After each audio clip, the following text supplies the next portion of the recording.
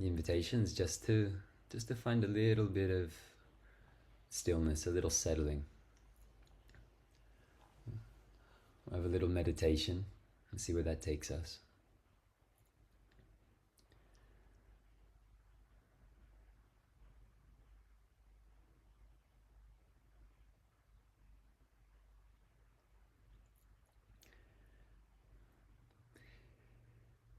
And so it can be very immediate just to be what you are, to be where you are, to be how you are, and to let everything be as it is. In order to do that, you don't actually have to do anything, yeah?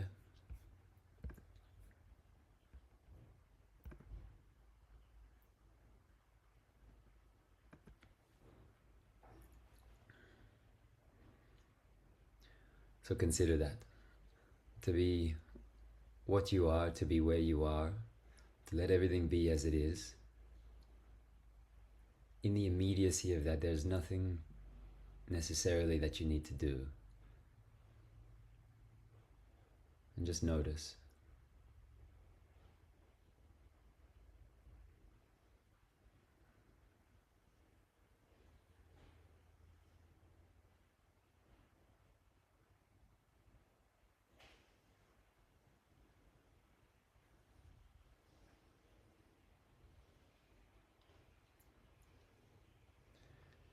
And the place I like to begin always is just with that noticing. So if you can go straight to that point and just become aware, the very fact that you are aware,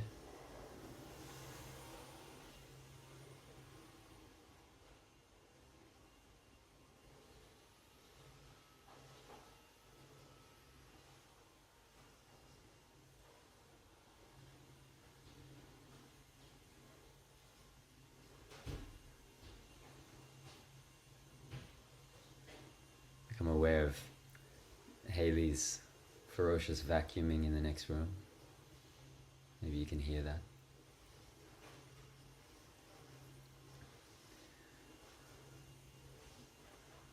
But the very fact that you are aware, it doesn't need to be complicated or extravagant or exotic or anything new. You don't need to apply a technique. You just, very simply, there's a noticing, there's an awareness, there's a presence.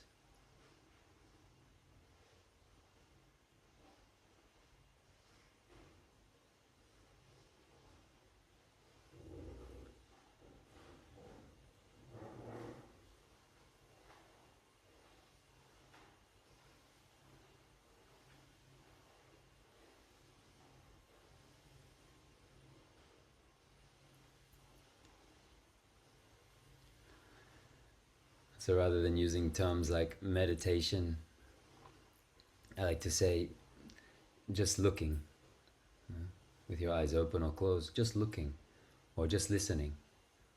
If you just look or just listen, with nothing necessarily to listen to, nothing that you're looking at, what is this looking and this listening?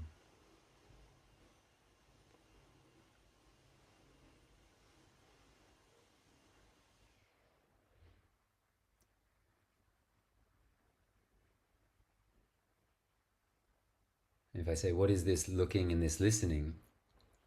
You'll notice the tendency for the mind to come up with an answer or look for something to describe it. It should be indescribable in a sense that it goes directly to itself and there's just looking and listening.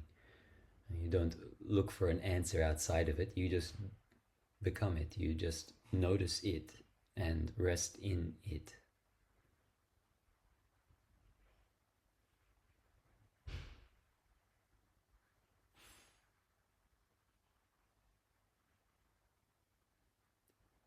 That's what I mean by immediacy. It's immediate.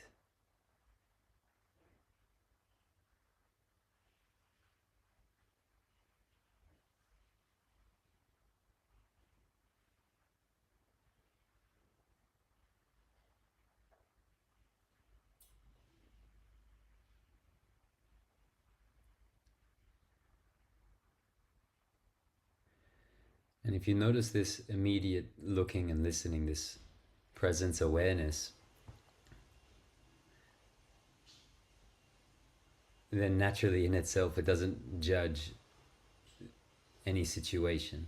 So wherever you've been today, wherever you'll go today or tomorrow, whatever's going on this week,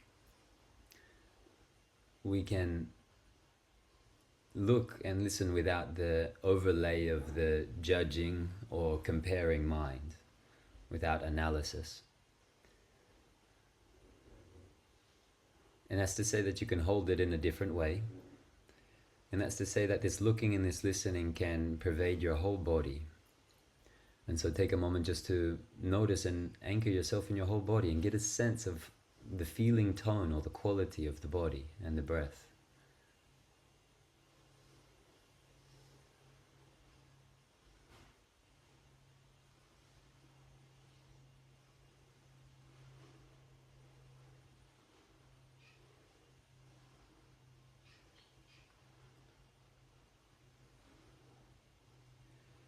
And if you're able just to be very, very simple with a looking and a listening, then when we bring this looking and listening into the whole body, there's an openness or a receptivity of sorts.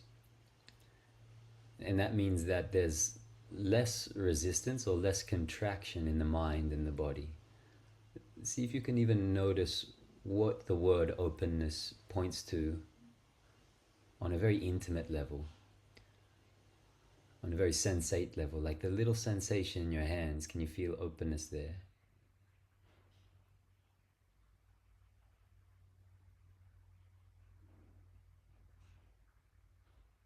Can you feel an unrestricted quality in the way the breath moves in and out?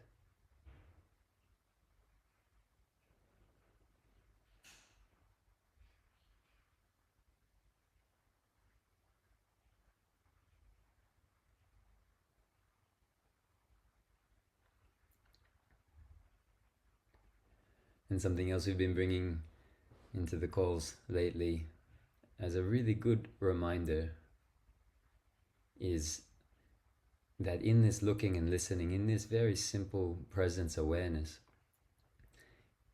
if you can notice the seed of joy or the seed of gratitude that for no reason somehow this is happening at all and you are aware of it.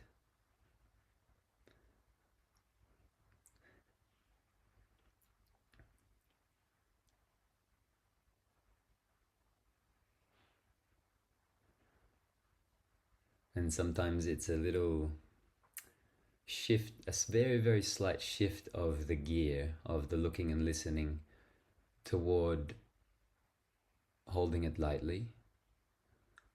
To notice even if there is heaviness, even if there is contraction, even if there is overwhelm and a lot going on in the mind, that in the simplicity of this moment is there the seed for joy, or the seed of joy.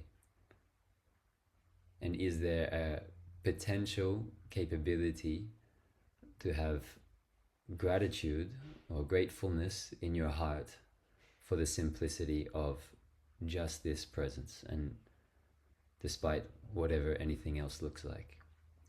And see if you can just sit with that seed of joy and gratefulness.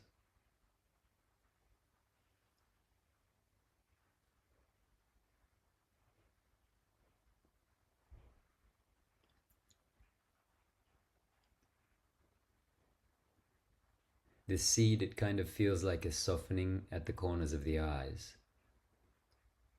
It has a loving quality, and it feels like a warmth in the chest.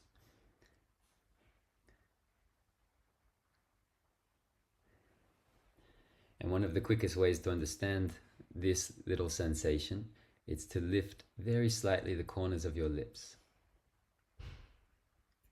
The corners of your lips lift very slightly into a gentle smile.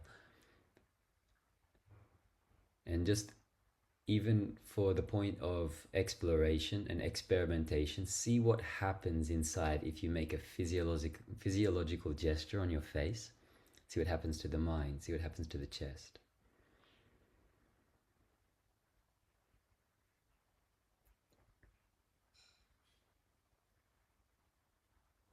Just for the pure fact of experiencing what happens if we lift the corners of the lips up towards the ears. Generally what happens is there's a warmth in the chest and there's a clarity in the mind and there's an upliftment of this presence awareness. In yoga and Ayurveda we talk about the energy going in different directions. The two main ones are prana and apana, one going down and one going up.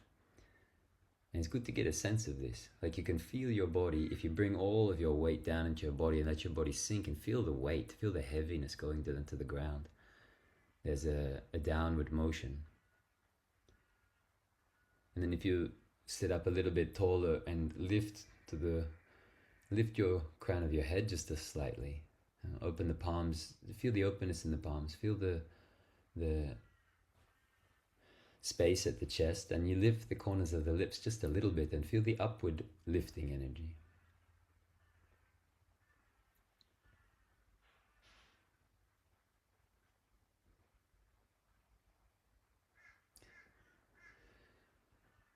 Neither is wrong or right, but in that upward lift, just return again now to the idea or the word openness and see what that upliftment does in primarily the body, in the belly, in the chest, in the space behind your forehead, in your eyes.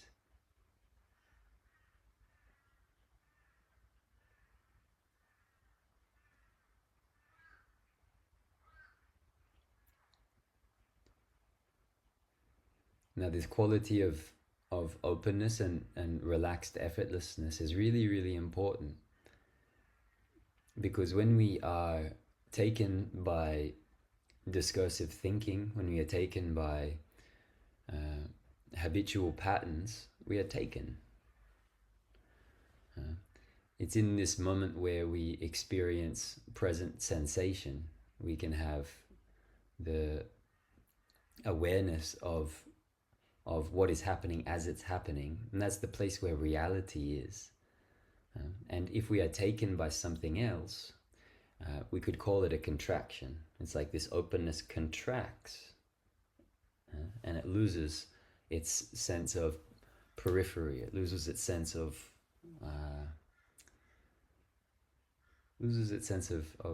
insight, of awareness.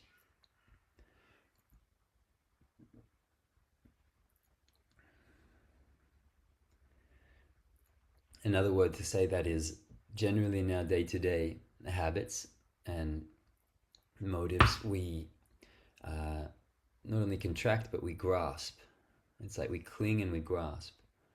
We want something and then we want the next thing, and that leads to the next thing.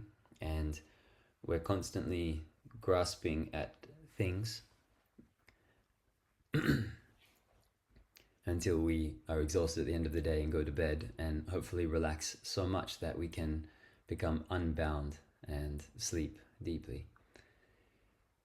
And here, a very simple thing. You say, what is it just for a moment to experience this openness and notice the freedom from grasping. Notice the freedom and the peace from being uncontracted, being unbound by the need to do A, B, or C, or the need to get anywhere or do anything in this moment. Because in this moment, the very fact of your present awareness, to be what you are, to be where you are, and to let everything be just as it is, it doesn't need any action. You don't need to do anything. And it's so simple we might overlook it, but see if you can settle into the simplicity of that openness. Just one more moment.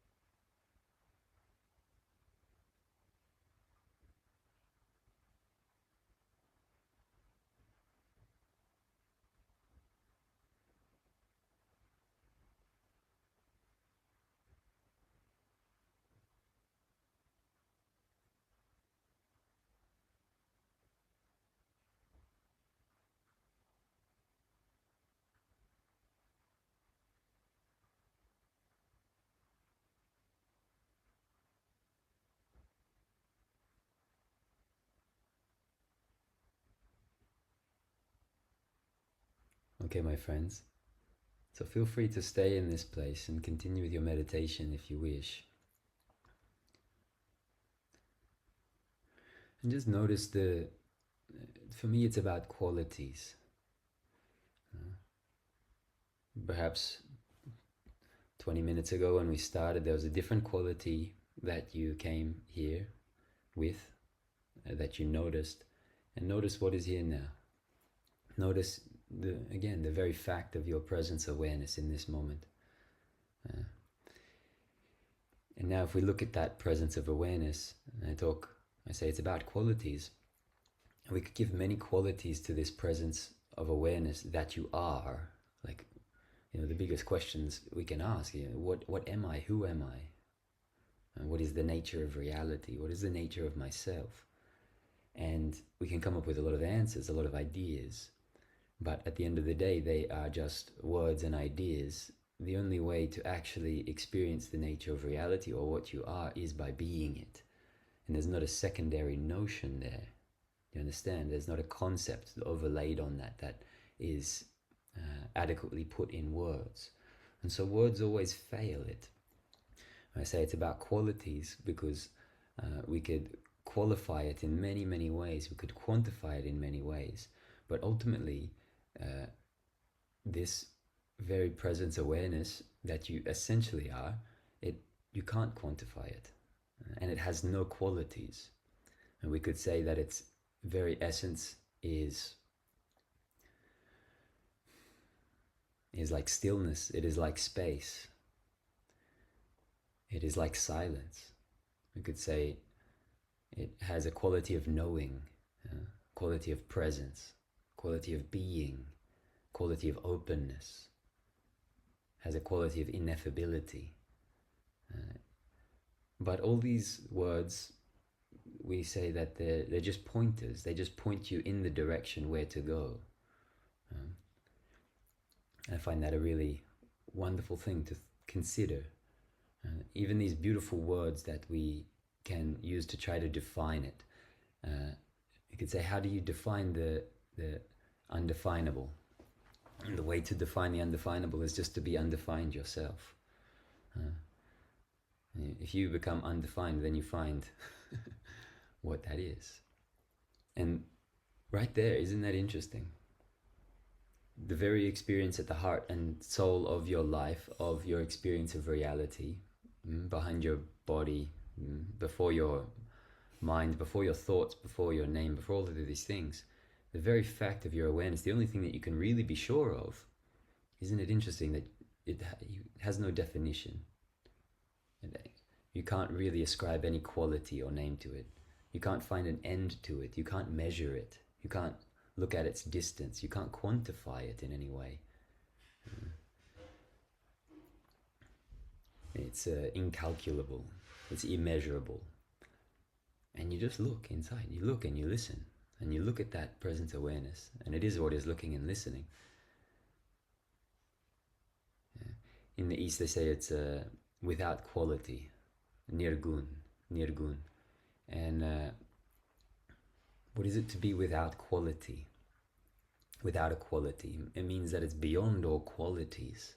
It means that all qualities are, by their very nature, definitions, ideas, opinions, and what you are can't be summarized as such. And so one of the best ways, if you sit down to meditate, is just to not put any words to it.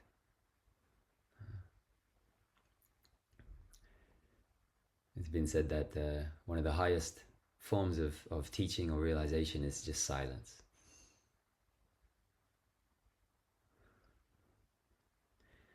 And since we haven't been here for a little while, I wanted to come back to that undefinable presence awareness, that immeasurable presence of awareness.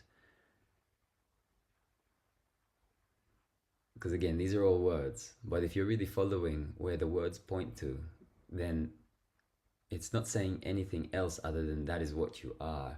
And if you say that is what I am, then that should really be an important thing. If we have a finite amount of time here on this planet and we are experiencing reality from a certain uh, lens of perspective, and all of this is happening, and we're trying to get all of these things done before we die. It's the thing that lights me up is the mystics of every culture and religion who have said, no, no, no, no, there's something more important here. What am I? What is going on here? Surely it's not that.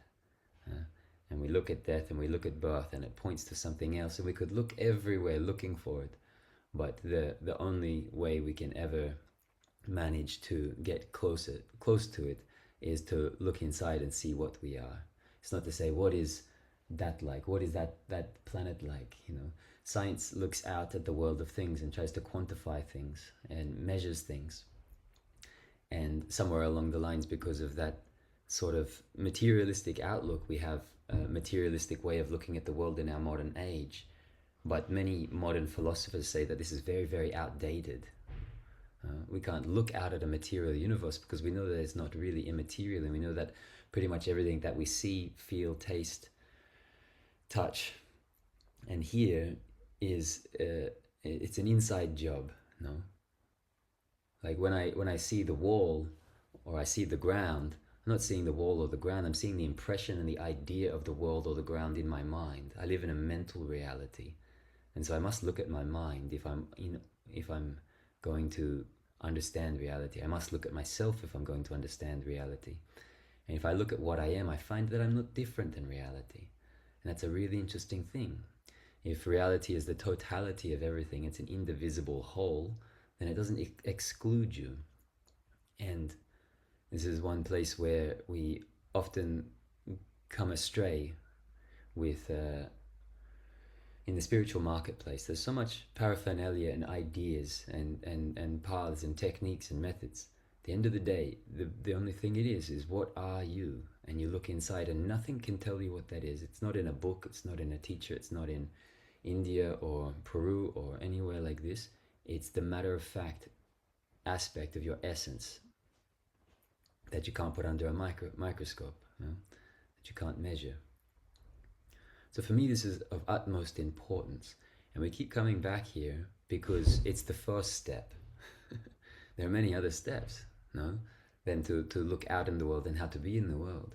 But unless we make this first step, we constantly see through a veiled lens. And that veiled lens veils the things that we see and distorts the reality we see. And then we live in a materialistic world where we think things are things and they are external objects to us. But if we see firsthand that those external objects appear internally and are defined internally, then they stop being external objects. You really start to see the unity of things. And it's not just in an idea either. It's like if you see an external object, but you see that object is defined in your mind by words, by ideas. But then you take away the words and ideas, and then you look for the separation between you and that object. It doesn't exist. And in that's what I mean by a clear looking and a clear listening. And so it starts within, in this presence awareness, and then it starts to look without. It's a really important turning.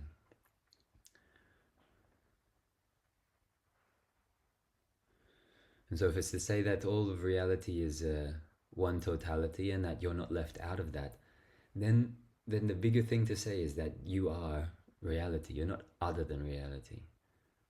It's to say that we could spend our whole life looking for the universe up in the stars. Or we could say that you are the universe. And that's true, as true can be. There's not a separation or distance there. You could look in all of the books looking for truth, or you could ask yourself, how far are you from the capital T truth? And you could say, there's no distance, and you collapse the distance. And then you could rightly say, I am the truth.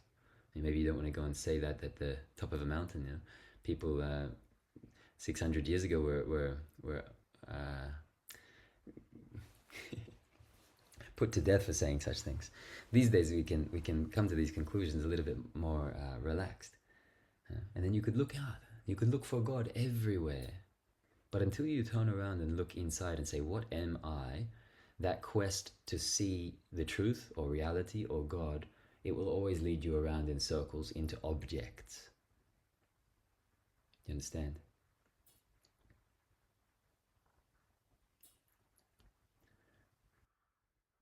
Hey Jaya.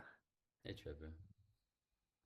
I was just interested to hear you talk a little bit more on the discernment and the difference kind of between separating that inspiration and ego when we're kind of listening to the processes inside of ourselves happening. Yeah. So discernment, it's such a beautiful word. You know, the word means to set aside. You know, like I always think, to set aside, like there's a line and there's one thing on this side, there's one thing on this side. It's to divide in a sense. Discernment is one of the most crucial steps for all of us on the path. And each one of us here, we would not be here unless we had the discernment to be here, unless there was a discerning thing to say that this is of importance or this is interesting or I'm going here. And you see what a lack of discernment can do as well. In the Bhagavad Gita, I can't quote the passage, but the Bhagavad Gita, Krishna is talking to Arjuna in the chariot, and oh, one of the things he says is the free will that you have as a human being is your ability to discern. And so we think we have free will in so many different directions to go in so many different places to do whatever we want to do, which is another topic of conversation. But he says the actual free will that you have is to discern this from that, or what's called discrimination, viveka. And so to discriminate this from that. And your question is about, let me say, the discernment between ego and inspiration, yeah?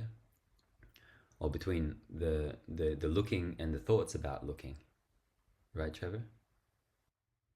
Yeah, yeah, I think so. Kind of, and even um, I think you've talked about you know, kind of those inspirations, and there's like this separation of for me anyway, um oh, this is something that I should do or be done or to go in this direction, and to kind of separate between um is you're right, is that message coming from within me or out these forces outside of me or Yeah. something, Well, it's a delicate territory because we have such wonderful intuition. We want to trust our intuition. We receive such wonderful guidance that's so illuminated, and then sometimes our intuition can be so strong, and then we find out that it wasn't right at all. I had a client just 2 days ago. She is a yoga teacher, and she was sharing how sometimes um, she's in a new place and she has students show up and sometimes they are cold faced, and she projects that onto herself and says she's not doing something right, she's missing the thing, it's not exciting enough, she's not connecting with this person enough. And I'm sharing with her that in my experience facilitating and teaching and things like this, quite often those people who had really cold faces or confused faces or faces like they didn't want to be there at all, they came up after and asked the most questions and they come back the most times. And that we can never judge our intuition of a cold face of what somebody's going through. And the issue is when we project it upon ourselves. So sometimes our intuition, it gets it wrong. So where is the line for this discernment? For example, in this meditation, when it comes to the thoughts about it, uh, there's a looking and a listening even about those thoughts. And so you can see that those thoughts about it also aren't it. But when it comes to our relative life and existence, we have to make actions, we have to make decisions, we have to make inspired choices. And if they come from this place of, that's again another place. Does it come from the place of willingness and openness, or does it come from a place of contraction, or resistance or unwillingness or uncertainty. There's something in one of our works, it says to serve without self-importance. And this is a really delicate road, the road of what we could say humility or service, or a spiritual path in a sense, because it sometimes involves an aspect of meekness. And it doesn't mean that you can't be confident or sure of yourself or happy or direct or all of these things. But it means it's not self-referential in a sense. For example, the woman teaching yoga, when the person with the cold face came, she thought she was doing a bad thing. And so the energy was self-referential. It kind of contracts. And she says, well, if I do this, should I do that? Maybe I shouldn't have done that. Maybe me. And the me center in the brain gets inflamed. And so when that me center, that's the ego, no? And then so I invite her, like, what happens if it's impersonal? What happens if they came to your class because they want to relax, they're tough, they're stressed, they're trying to pay attention, and they're just there for themselves, and it's got nothing to do with you. It's impersonal. So if you see the impersonal nature, what happens is that inferred energy of the me center and the ego, it gets relieved. It was misdirected, and now it gets redirected, and it's open again. And so the discernment between the ego and inspiration in that sense as well is looking when it's inferred. Like if you're having a big experience and you can hear the voice. I wonder if people are looking at me. I wonder if I'm doing it right. I wonder if I should do that. The energy is like, it's contracting down on you. Like it's literally a neurological phenomenon happening in the brain. The amygdala is firing, and the me center is yelling out. Yeah? It's trying to get a sense of self. It's trying to protect itself. It's trying to figure out who it is in all of that. And then there's inspiration, where it's open. It goes the other way, and you're not. It's not hitting that place. There's a complete sense of abandon in there. There's a complete sense of not knowing either. So in that not knowing, it's free of judgment. It's free of comparison. So you see this. I think this is a good way to think about it, no? Or a good way to understand it. Perhaps you know what that contraction is like, the me center, where it's looking at us, it feels about us, we take it personally. But most of the things in life are impersonal. When we start taking things personal, that the confusion arises, and the suffering and the mental agitation arises. It's like if I look at an object, it's just an object. But when I start to attribute the sense of mineness to it, now I'm all of a sudden afraid of losing it. I'm concerned with how it defines me. I'm concerned with how it will show to others. Or now there's a sense of possession, no? And that taking things personally, it leads to these aspects of contraction. And sometimes in some things we want to take personally. Some things are worth taking personally, no? I'm not saying be a cold monster. But sometimes that contraction and holding things tightly turns us into a cold monster. And if we understand even neurologically the way that this me center becomes inflamed, and we can offset that energy, even just noticing when the energy is self-referential and is worried about us and how we look and how we are perceived, and turns into this kind of anxious spiral, you can just see that, and you notice that that's something happening in the brain. There is a center that they call the me center. A lot of study on meditation has been shown that the me center shrinks over time. And so that means we have less thoughts, concerns and worries, anxiety about ourselves, and more of an open sense of awareness about others, about environmental factors. It lends itself to some altruism or compassion or a loving attitude or more joy or more lightness when we offset the contraction that it feels like it's all on us and it's all looking towards us.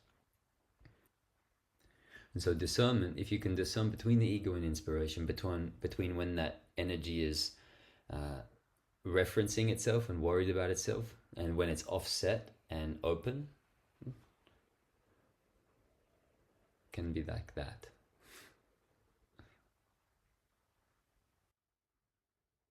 Hi, Jaya.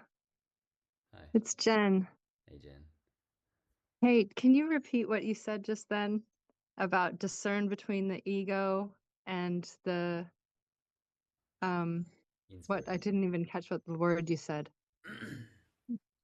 The ego and the inspiration. That's what it was. Yeah. Um So this is it's something tricky. yeah, tell me. I just was going to say it's really tricky sometimes to make that differentiation. I appreciate the little clue you gave when it's about I'm worried about how I'm being perceived. Um But also sometimes I feel in my life I have been impulsive and I claim to be following my heart, but sometimes it seems to lead me astray in a way that I don't believe my heart would, and I feel it is ego posing as heart.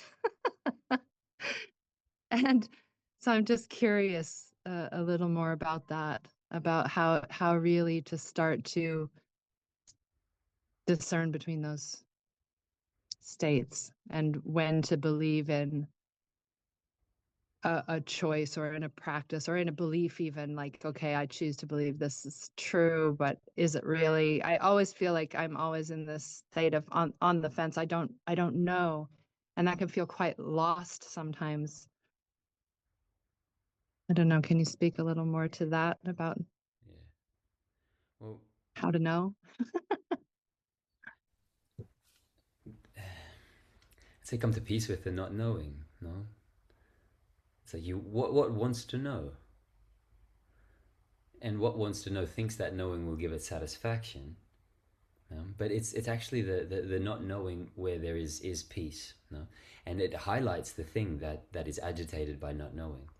But if we stay in the not knowing then in that in its essence being indescribable, it doesn't judge one thing. Like if you see somebody on the street and you judge them this way or that way, and or perhaps like that stone cold face, and you could interpret and project that in a certain way, and maybe they're angry at you, and or they're just like that, da da da, and we make up a whole story, a whole scenario, but we don't know. If you stay in the not knowing, then it's just what it is, and there's nothing personal about it, and there's no judgment, there's no comparison, and they're fine as the way they are, and then you're in complete acceptance and love because there's not knowing.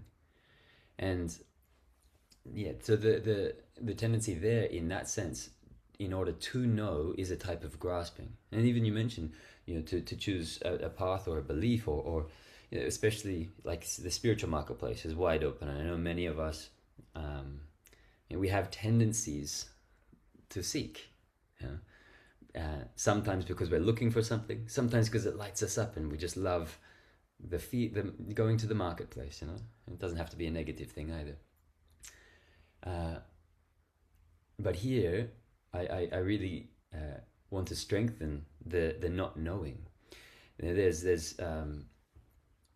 one type of not knowing with it, which is ignorance, and you don't know, and you're kind of stupid to the fact, and make a bunch of bad choices, and you're like an elephant, a bull in a china shop. Like what ignorance is. We call the translation is wrong knowledge. So it's just the opposite of knowledge. And so then we think the opposite of ignorance is to know. And then there's a different type of not knowing, which is even higher than knowledge. And so one not knowing is ignorance, and then you have knowledge, and then you have not knowing, because you see that all of our knowledge is just hearsay. All of our words are just words. All of our ideas are just ideas. All of our philosophies are just philosophies. All of our theories, all of our science, everything will die with us. And so if you really want to get close to the truest aspect of mysticism or religion or spirituality, is to stay with the unknown. And the unknown, it also acts like a bathhouse, like a purification mechanism to that thing that wants to know and grasp. Because if you sit there in the not knowing, then you see very clearly the judging mind. when it comes in. Then you see very clearly the comparing mind when it comes in.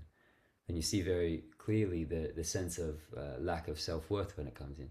Now the position to discern between ego and inspiration becomes even more clear.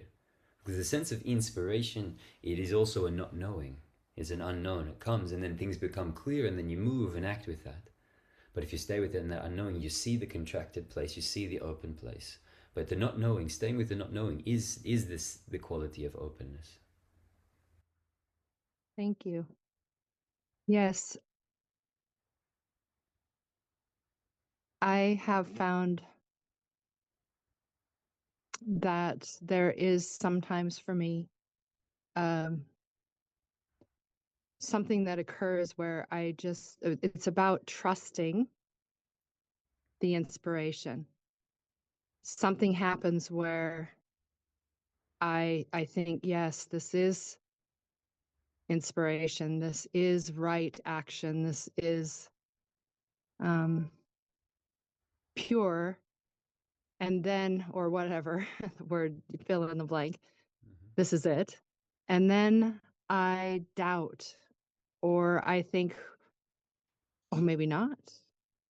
I should tread carefully, and it stops me in my tracks, and I end up in this sort of state of stasis.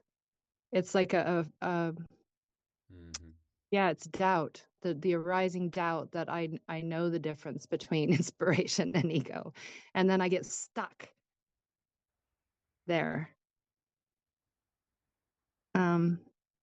Not always, and I think, it's like really the method that I've developed is just to try to nurture that trust, and when doubt arises, I just kind of acknowledge it and let it go, and then proceed forward, and with whatever that choice is, and trust that it'll be okay until or if it isn't, and then I'll recognize it at that time. Yeah. And redirect. But it's scary because I know my habit is to just stop and within that doubt, but I am starting to move through it a little. Yeah, well, doubt is a part of the path. It's like it's a very big part of it. Sometimes it's one of the first signs of a big thing. Sometimes it's one of the last signs of a big thing, and sometimes it just shows up periodically as a little thing. So you're really familiar with that, like doubt. Doubt, like you look. That's what I mean by working with qualities. Like, what is this? And you look at it and you spend time with it. For example, in Zen, doubt is a useful vehicle at some point. They call it the great doubt, where it stops you in your tracks and you doubt all of your beliefs and you doubt everything that you think you know about reality, and it comes to a stopping of sorts, the great doubt. But you're talking about this personal doubt that prevents you from completion or following through or showing up or acting on the inspiration. And that can also be a protective mechanism, no? Because to act on inspiration is a vulnerable thing, it's a brave thing. To have an idea and be like, okay, I'm going to do that. And then a week later, you're like, oh, who am I to do that? I don't know. Maybe there are other people doing it and they're so good, and it's, and that's the contraction, no? Yeah.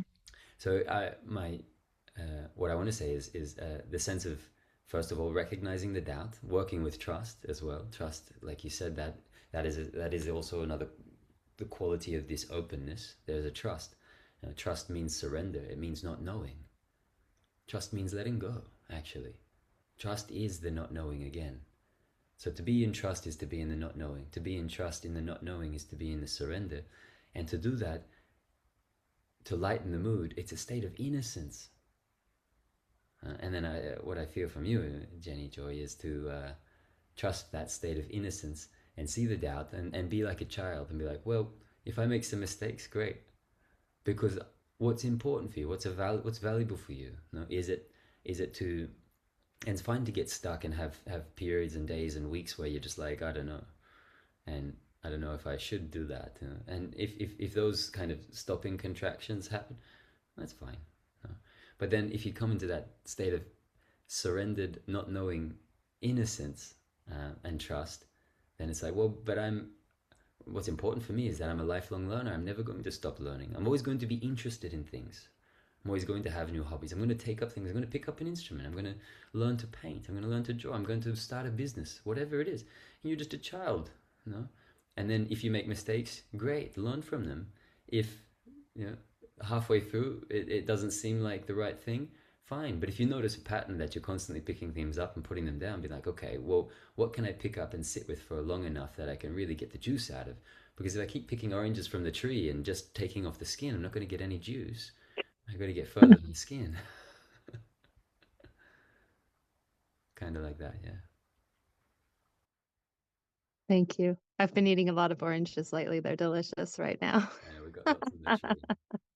Lots of oranges, lots of mandarins. Mm, thank you. See you soon. Yeah.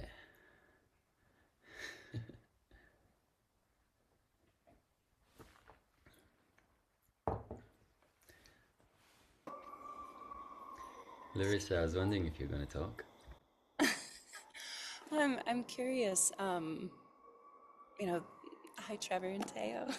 I was curious about Trevor's question and then Jenny's follow up.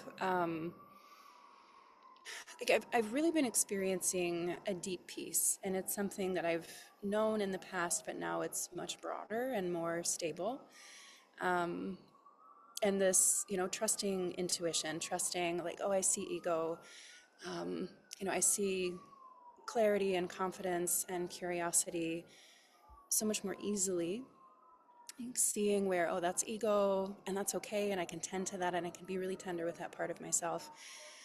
And we were just talking about with innocence, like having a deep clarity that everything is innocent, like however atrocious the violence, like a lot of forgiveness externally, a lot of self-forgiveness. And when I'm here, when I'm present, when it's the now, and that's the response I keep getting from my guidance is stay, love. Everything is right here. And I still have a couple of parts within that are like, I call them the yeah buts and the what abouts. Like, but what about, like right now there's a siren happening. And so the external, like my desire to offer seva, like as you talked about, I really appreciate that frame of it's selfless. And I still have a part that's wondering about, the suffering of the world, recognizing that I know I have a deep truth that everything is innocent and there's a lot of harm being done. And staying with myself, I trust that the more that I get to know this peace within myself, my action is wiser, my speech is wiser, everything that I put out into the world is more loving. And that yeah but part is like, well, yeah, but what about the children that are suffering, or this this big war that's happening, and it's the what abouts and the is it okay for me to stay in this. I have a very clear yes. Stay with the peace. Like this is going to make everything more peaceful if I can keep that peace within myself. How do I continue to tend to the whatabouts when there's a little bit more fear on the days when I just have a little bit of heightened, I didn't sleep well, whatever the thing is, where that the peacefulness is here, but then my curiosity goes to what about people that are suffering and maybe don't have that peacefulness? And so I just have a little bit of a conundrum with that, like staying with innocence, staying with peacefulness while I'm still curious about the suffering that's happening in the world. Yeah, yeah, this conversation comes up a lot because obviously for many of us, things are live streamed these days. The suffering it's more robust. It's always been there, but some of us have had the luxury not to be aware of it, and now I think it's a great thing that the world is aware of these things. But it causes a state of confusion inside of us. It causes a state of overwhelm. I see many people these days who are looking for ways to be active and not knowing how to help and support, and they become hopeless. They become helpless. It's like the story of the Buddha when he was raised as a prince in the castle, and he never went beyond the walls because he was protected and shielded from the suffering, from old age, death, sickness, from these things that we're not exempt from. And he was brought up as a little prince thinking that those things didn't exist. They were kept out of his sight. And one day when he was old enough and he went out in the castle walls, and he saw old age, he saw sickness, and he saw death, and that was what moved him to the spiritual path. And he renounced his whole life as to become a king, and went into the forest. And that's a great story, how suffering moves us. And suffering moves us because there is compassion. Compassion is a universal thing in all of us. And that very compassion, the force of compassion in the universe, you could almost go to say that it's born from suffering. Because if there was no suffering, would we feel that universal force of compassion? And so we look to where it points, because sometimes when we look to the way that it looks, we get lost. And that's again the thing. If we just look to the objects and how it looks out there, it's hard, it's hopeless, it's helpless, and we don't know where to start. And there's chaos and there's confusion. It was like a couple of weeks ago in California, somebody who's on this call, she said she just felt in the ceremony the most rage she'd ever felt. So much anger within her feminine body as the symbol of the mother for this world, so outraged, so angered, so disgusted that innocent children are dying in the name of humanity, and that the world is being treated in such a way, and that anger and that rage. And I was like you can feel that, and it's beautiful. It's absolutely beautiful. It's absolutely necessary.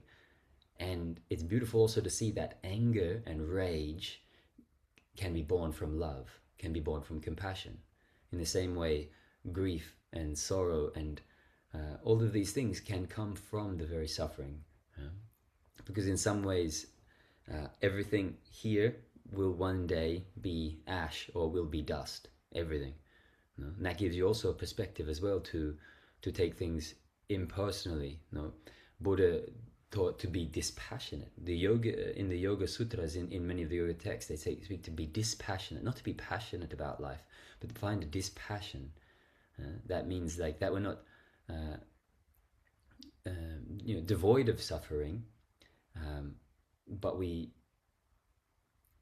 less affected of it. And the less affected of it we're not cold, we're not numb, but we're so deeply affected by it that we come to a peace with it in its essence, and now we're actually able to be of more service. Because if we're just reacting to the way that things look, like I said, it becomes confused, it becomes difficult. If we go back to the source of these things, and back to, again, that not knowing, it's like we don't know. But of course, something there doesn't want to see these things happen. And on another side, that helplessness and that hopelessness also, like sometimes that actually has to get so big, not in a way that we kind of crumble, but in a way that our heart opens. And that's a delicate line. Some people their heart just becomes cold. And when you say that because the conversations, it's wide, it's there, and I know in your community as well. You say, okay, I'm doing these things, I'm teaching my classes, I have my studio, I've got my community, but people are really worried about this. How should I be speaking about these things and this activism and showing up for this? Because if my spirituality is devoid from that, is it really caring? Is it really spirituality? And it's good there. And you say, well, the piece that I'm holding here is so important. Like Ramana Maharshi says, the greatest service you can render the world is your own self-realization. If you do that, then it's kind of like a form of alleviating the suffering in the world. I say if there's love in your heart, there is love in the world. So it's like if there's peace there, then there's peace somewhere. But one thing that's really important to say about peace is that it's if your peace is the absence of suffering, then maybe that's just avoidance, no? So real peace, it has its arms open, embracing all of that. It finds peace even with that, and that's a different face of peace. So there's that peace that says, okay, all that's happening, but I need to go to my place and like just find my peace. And relationally, for sure, you probably need that as well. Like that's not a negative thing, but the real peace, it's not the absence of disturbance, of suffering, of the absence of suffering, or the absence of chaos or confusion. It's peace there no matter what, because peace is always there no matter what. It's the recognition of what is always there no matter what, and what is undisturbed no matter what. And if you find that ground, that's the eye of the storm. It's to see that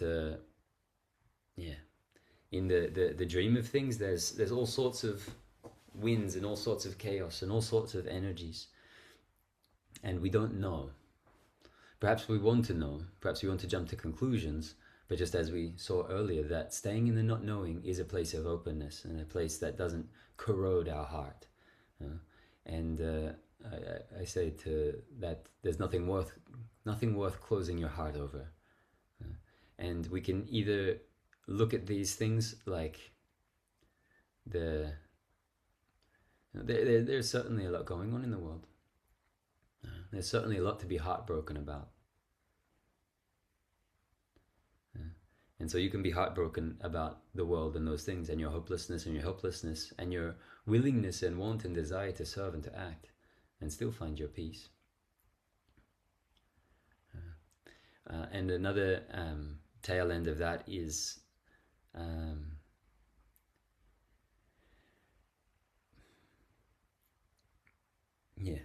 just noticing what we're taking in on our phones and our social media.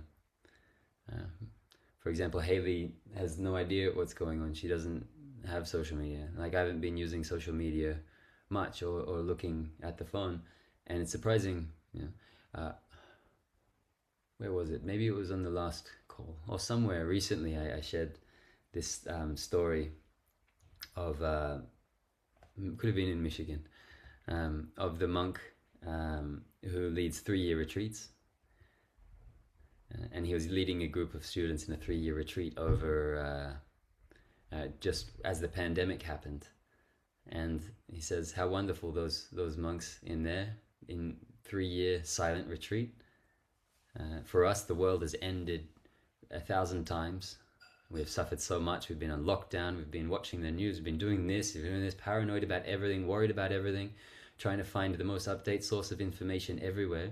You don't have to have the pandemic to that just could be your everyday state of affairs. He says, but these monks in there, they have no idea that the world ended 1,000 times. It's just the trees are still the same, the butterflies are still there.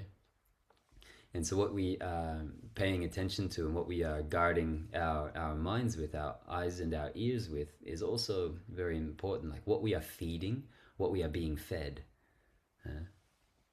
what is eating us, what is feeding off of us. Because, and again, a really simple barometer is this threshold between that openness of unknowing, trust and surrender, where you can hold an open heart, where there is peace, where there is perspective, where there is periphery, where you can be a loving presence in the world without being, without doing, without pushing, without fighting or fixing, that loving presence in the world that is a force in the world. And then you notice the threshold where it collapses and contracts and says, but it gets stuck. It gets stuck. And where is it getting stuck? It's getting stuck on its own self-referring. It's getting stuck on, it's like the ego and the mirror are very, very close, and it just can't get away from its own image, and it doesn't know how to justify its image in the world and what it should do about the world. And so we all have different compositions of how we are doing things in the world, right? And then there is another truth closer to the ultimate truth that says everything is as it is. And if you can come to that level of recognition, things look different.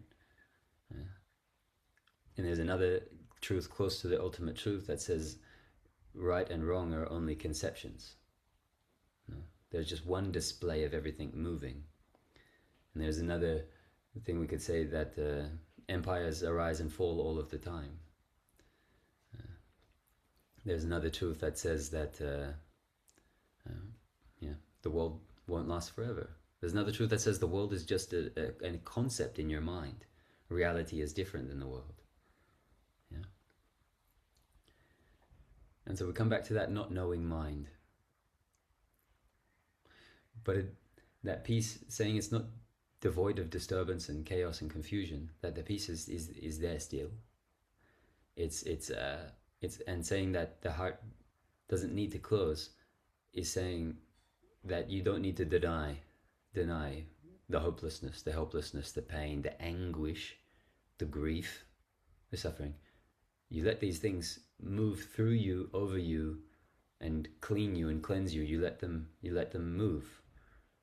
Like that rage that my friend is talking about, the rage of the mother, of what happens in the name of a so-called name of humanity, in what people are capable of, and to see that, just the backward nature of it all. And if we look at our attention and where it goes, we can find many things to justify that, and we could sit with that, and then it feeds off us. And we're feeding it, and we're influencing it, we're being influenced by it. Or we could look to the many great things that are happening and the many great people that are doing many great things, and then we could find faith and trust that things are moving right, in that we don't know. And in the next 10-15 years, when the kind of generation that is in charge starts to die out, we'll inherit a whole new world. Yeah. One that they've given to us in a terrible state, but with different people at the helm, with new generations coming, and the generations below the generations that have been in power, very different generations. And for me, I'm very excited about the generations that are hurt by the suffering of the world, because I'm like, wow, there's feeling now. There's compassion. There's rage, sacred, holy rage that says this is not right. And so I have faith in the younger generations. Yeah? And then it's back to that innocence again, to say, I don't know, but I'm here laying things down so that the children who are inheriting what will come next won't inherit a battlefield, but they'll inherit a flowering garden, a forest of humanity. So zoom out as well. Thank you. I think like the subtlety that you're talking about is where maybe I'm getting stuck. Like this, it's like people perhaps having an expectation for me to have like the grief that I've always had, to express it in a particular way. And now that I have more peacefulness and a steadiness with receiving that grief, kind of receiving the suffering in a different way, it's like, as I'm shifting, I think people have an expectation of how I might be responding. And I think maybe that's where I'm getting stuck, is like the expectation that people have of me versus how I'm processing really deep grief and, just my own experiences, processing.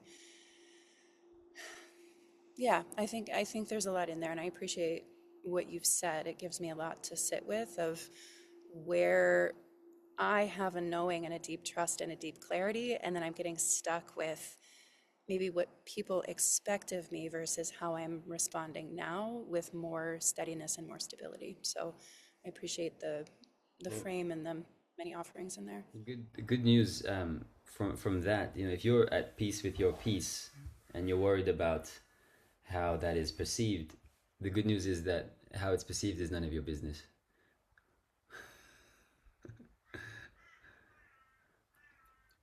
That's not yours to worry about. You can be unapologetically who you are and how you are without needing to explain those things.